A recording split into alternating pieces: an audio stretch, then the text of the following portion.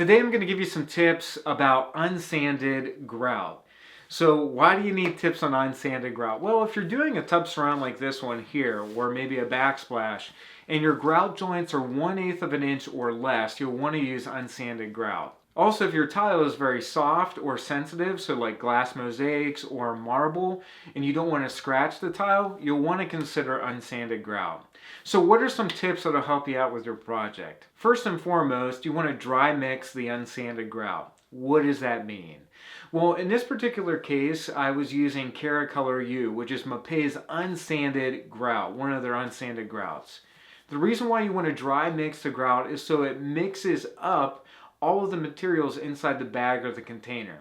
This provides you with a homogenous mixture and improves the performance of the unsanded grout. It's a good tip because the last thing you want to do is have a beautiful tile job, then ruin it with an inconsistent color in your unsanded grout. So make sure you dry mix your unsanded grout. My second big tip is to use a grout additive instead of water when you're mixing up your unsanded grout.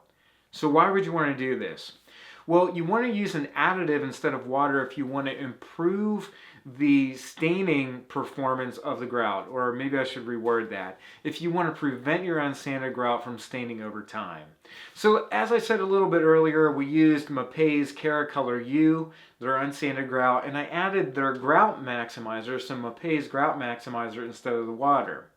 The reason why I did this is because the tub surround that I was working on is in one of my rental properties, and I want the grout to look good for years to come. Not only did Mapei's Grout Maximizer improve the stain resistance of the grout, it also improved the strength of it and also the color consistency. So these are things to consider when you're using an unsanded grout. My third big tip for you is if you're going to be using an additive to the unsanded grout, try to stick with one that is made by the same manufacturer that makes the grout. So for example, I used Mapei's Grout Maximizer and Mapei's Keracolor U. If you're going to be using Ardex grout, see if they have an Ardex Grout Maximizer for that particular unsanded grout, just as an example. So mixing and matching two different kinds of manufacturers is not necessarily a good thing. You might actually ruin the grout and it might come out looking a little bit blotchy, and that's not a good thing. Now, if you don't have to use unsanded grout and you're grouting a bathroom floor or a kitchen floor, I'd recommend that you check out Mapei's Flex Color CQ. It's a colored quartz Premix grout.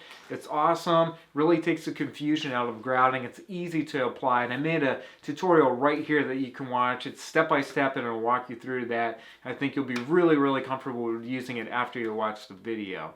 Now, if you're looking for more tips and recommendations on tiling materials, you can check out our guide right here over on Home Repair Tutor. So click right here to grab our tiling materials guide. I think you'd really like it. It'll help eliminate the confusion when choosing materials when you have to tile a bathroom. So that's it for today. Let me know what your thoughts are or questions are down in the comments of this video. Hope you have an awesome one. Thanks so much for watching, and I'll talk to you soon.